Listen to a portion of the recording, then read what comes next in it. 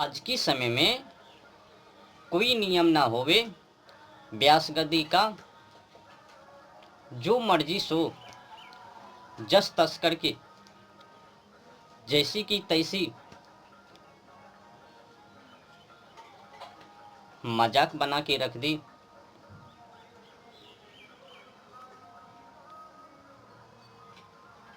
ध्यान है, मर्यादा है। जिसको देखो वही व्यास गद्दी पर से कुछ भी बोल रहे हैं, कुछ भी गा रहे हैं। कोई ध्यान नहीं, कोई मर्यादा नहीं, अपनी मनमर्जी बोल। सोच व विचार आचरण। क्या है मर्यादा आज की समय में व्यास गद्दी का? न त्यागी, न बैरागी, न सन्यासी, न ब्रह्मचारिणी ब्रह्मचारी, सीधे हमला। व्यास गद्दी को लूट लिया, सन्यासी को गाछी भगा दिया, ब्रह्मचारी को शादी के पीछे लगा दिया, एकदम गंडू नियम बना दिए। सत्य तो कड़वी है भाई। अब कड़वी लगे तो उसमें हम क्या करें? जो सत्य है वही मैं बतावे, और क्या। आज जिस तरह से व्यास गद्दी पर से बोला जा रहा है, भजन को गाया जा रहा है, उसमें तो धज्जियां दिखाई दे रहे।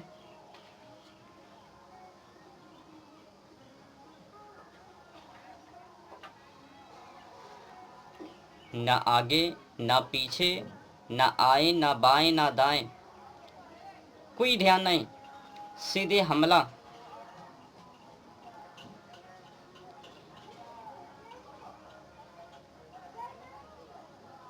लूट रहे हैं व्यास गद्दी को। एक बोल रही थी, मैं ना साध्वी हूँ, ना साधु, ना संत, ना साध्वी, तो पर भी मैं कथा का, धर्म का सार प्रचार कर रही हूँ। जब त्यागी नहीं, बैरागी नहीं, सन्यासी नहीं, ब्रह्मचारिणी नहीं, ब्रह्मचारी नहीं, तो फिर कैसे करोगे धर्मों का, सनातन धर्मों का, भगवान का सार प्रचार? अच्छी बात है, अंडू गंडू की बात है, अज्ञानता की कहानी है। जनता तो मूर्ख होवे, अंधविश्वासों में उनकी आस्था केंद्र होवे, मरे जा रहे हैं। क्या गा रही है कथावाचिका व्यास गद्दी पर से?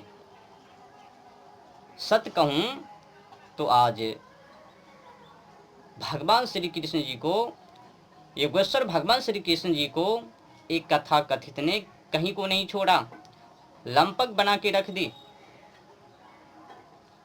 लंपक बना दिया।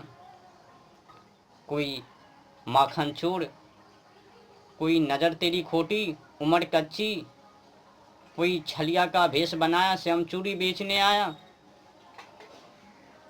कोई प्रेम में पागल, मतलब कुछ भी। योगेश्वर को नहीं दिखा रहे हैं, सत्य क्या है वो नहीं दिखा रहे हैं, नहीं बोल रहे हैं। कैसे लूटा जाए, कैसे जेब को गर्म किया जाए, कैसे मानव को अज्ञानता मूर्ख बनाया जाए, कैसे धर्मों से दूर किया जाए, कैसे मानव के अंदर नपुंसकता कायर डाला जाए, वो सभी सार प्रचार व्यास गद्दी पर से। एक कथावाचिका गा रही थी, छलिया का भेष बनाया, श्याम चूड़ी बेचने आया। फिर दूसरे भजनों में गा रही है, नजर तेरी खोटी है, उम्र तेरी कच्ची है, कैसी करा दूं वज्र की छोड़ी से। समझो ये कौन सी भाषा है, अभद्र है या नहीं। अब बताओ, वो धर्मों का सार प्रचार कर रहे हैं या फिर धर्मों को तोड़ रहे हैं। न ही खुद वैरागी हैं, ना साध्वी है, ना त्यागी हैं, प्रहार कर रहे हैं। ऐसे तो खुद ही बोल रही है, ना मैं कोई साधु हूँ, ना संत हूँ, ना वैरागी हूँ, ना त्यागी हूँ, ना साध्वी हूँ। बस मैं कुछ ही अगले दिनों में गृहस्थी को बसाने वाली हूँ, मैं अलग से जीवन जीने के लिए चाहती हूँ। बोल भी रही है, पता नहीं जनता कैसे उनके सम्मुख, जो खुद ही ना त्यागी, ना वैरागी, ना साध्वी, उनसे प्रवचन लड्डू हाँ ले रहे हैं।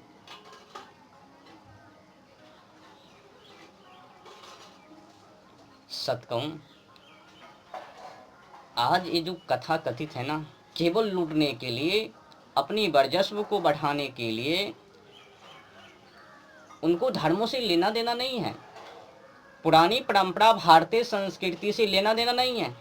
बस वर्चस्व को बढ़ानी है, पहचान को बढ़ानी है, अधिक से अधिक लूट को करनी है।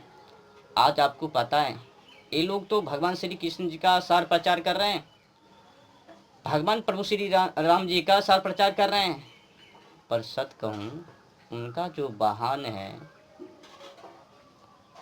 जिसके माध्यम से ये पृथ्वी टिकी हुई है, जिसके माध्यम से भगवान श्री कृष्ण जी धरती पर अवतार लेते हैं, तमाम सारे भगवान अवतार लेते हैं, उन्हीं की हत्या, राम राम सत, जिसके माध्यम से ये मीठी खुशी रहती है, उनकी हत्या, गौ की हत्या। एक गौ की ही हत्या क्यों? हम लोग जिसके माध्यम से सांस ले पाते हैं, ऑक्सीजन ले पाते हैं, उनकी भी क्यों हत्या? वृक्ष की भी क्यों हत्या? जानवर पंछी की भी क्यों हत्या? तो कुल मिलाकर बताओ, गौ माता के बिना ये धरती माँ खुशी रह पाएगी? मिट्टी तो वज्र हो जाएगी। क्या गौ माता के बिना ये मानव जनजाति खुशी रह पाएंगे? अपनी माँ तो 1-2 वर्षों के लिए अपनी छाती की दूध पिलाती हैं, पर गौ माता को देखो ना, जीवन से लेकर, मतलब छोटे बच्चों से लेकर बड़े बड़े बूढ़े तक, अब कोई मानव इसमें भी हंसता पेश करेंगे, हम तो दूध बकरी की भी और भैंसी की भी, ये भी बोलेंगे, हमें पता है, कमेंट भी करेंगे। पर मैं आप लोगों की कमेंट से पहले मैं खुद ही जवाब भी दे देता हूँ। दूध तो बहन भी देती है, दूध तो भाभी भी देती हैं, दूध तो और रिश्ते में हैं वो भी देती होगी। इनका मतलब ये नहीं कि वो सभी बहन जी, फुआ जी, मामी जी, वो सब माँ के ही रिश्ते में आ जावे। गौ माँ माँ होती है, भैंसी भी रिश्ते में हैं। अगर माना जाए तो उनको भी मौसी कह दो, बकरी हैं उनको भी बहन कह दो, इनमें क्या। लेकिन गौ माँ तो गौ माँ है। अब कोई इंटी फिंटी सिंटी गंडू ऐसे बोले तो मैंने पहले ही जवाब दे दिया ना, दूध तो बहन जी, माँ जी, फूफी, चाची और जो भी है वो भी बना लो सभी को। मैंने पहले ही सॉल्व इसीलिए कर दिया कि मैंने देखा नेटों पर कई जंगली मानव ने जवाब दिया कि मैं तो भैंसी का भी दूध, बकरी, ऊँट का भी दूध तो मैंने कुल मिलाकर पहले ही साबित कर दिया। अगर तुमने हस्ता पेश की तो समझ लेना, उनको भी, बहन को भी बना लेना, वही मौसी को भी बना लेना, मामी को बना लेना, बगल की चाची है उनको भी वही बना लेना और कह देना कि हाँ सही है। मेरे कहने का मतलब वो नहीं है जो आपके अंदर उत्पन्न हो रही होगी या फिर होगे। मैंने समझाने के लिए उदाहरण दी, मेरा कोई मकसद नहीं है उस अभद्र टिप्पणी की सहायता लेने की। बस मैंने केवल समझाने के लिए और टॉफी ले ली। मेरा कोई मकसद नहीं है अभद्र टिप्पणी करने की, बस अज्ञानता मानव को समझाने के लिए मैंने वो उदाहरण दी।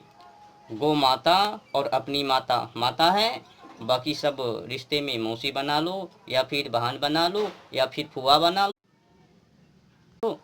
पर गौ माता है, अपनी माता माता है, अपनी माता अपने ही बच्चों के लिए, पर गौ माता सभी के लिए, इसीलिए सर्वश्रेष्ठ गौ माता। तो कुल मिलाकर आगे की बढ़ोतरी बात किया जाए। आज अगर कोई कथावाचक बोल रहा है कि मैं भगवान श्री कृष्ण जी का सार प्रचार कर रहा हूँ, तो बताओ तुम लोगों ने कितने बार सड़कों पर आया और आंदोलन किया, खिलाफ किया। ये जो एशिया का सबसे बड़ा बूचर खाना, कसाई खाना, मुंबई, महाराष्ट्र, देवनार, और देश का सबसे बड़ा बूचर खाना तेलंगाना मेडक जिले रुद्रम गांव में तकरीबन में 400 एकड़ में फैली हुई है। अनेक हैं कसाई खाने, पर ये जो दोनों खाने हैं ना, कसाई खाने फेमस हैं, अधिक बिक्री हैं, निर्यात हैं, इसीलिए मैंने इनका पहली स्थान पर नाम लिया। बताओ किसने आंदोलन किया? धर्म के नाम पर ठग सकता है, धर्म के नाम पर लोगों को मूर्ख बना सकता है। लूटेंगे धर्म के नाम पर लूटेंगे धर्म के नाम पर, लेकिन मरेंगे नहीं धर्म के नाम पर। शर्म करो। वो क्या सोच रहे होंगे, वो क्या सोच रहे होंगे महाराणा प्रताप, क्या सोचते होंगे मंगल पांडे, जिन्होंने हंसते हंसते गौ माता के लिए फांसी फंदे पर चढ़ गए 8 अप्रैल 1857। याद कर लो, वो क्या सोचते होंगे। तुमने उनसे क्या सीखा? यही बस, उसने फांसी पर चढ़ गया, परंतु तुमने उनकी चरित्रों को सही से अध्ययन नहीं किया, नहीं जाना। तुमने बस इतना रट लिया, वो चढ़ गए गौ माता के लिए, महाराणा प्रताप लड़ गए गौ माता के लिए,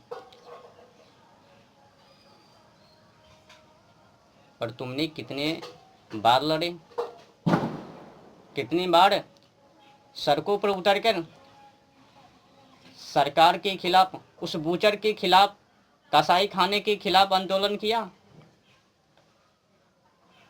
मजेदार की बात है ना, कुल मिलाकर एक कथा कथित केवल लूटने का ही काम।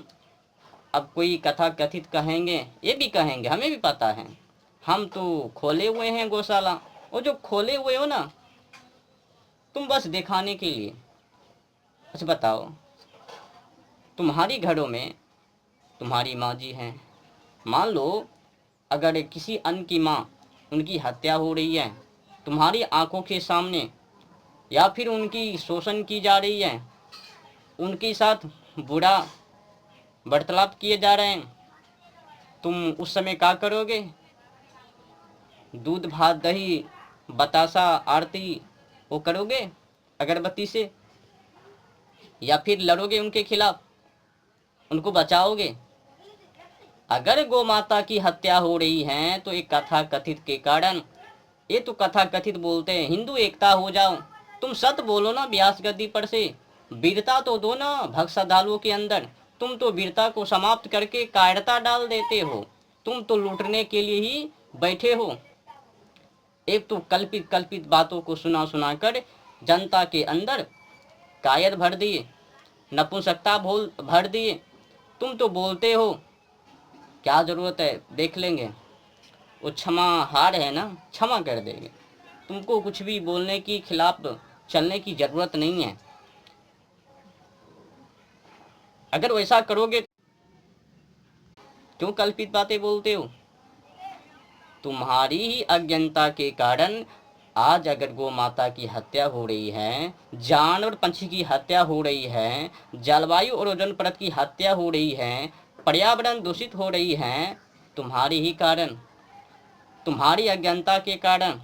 तुमने तो सिखा रखा है सब क्षमा मुक्त, क्षमा हो जावे पाप, बस तुम दान कर दो, नाम को पकड़ लो, संघर्ष करने की कोई ज़रूरत नहीं है।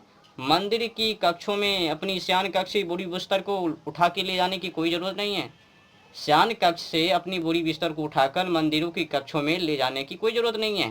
कुल मिलाकर त्याग करने की कोई ज़रूरत नहीं है। नाम पकड़ लो, दान कर दो, उद्धार। एकदम कल्पित बातें को बता कर तुम लोग तो जीव जंतु की हत्या करवा रहे हो।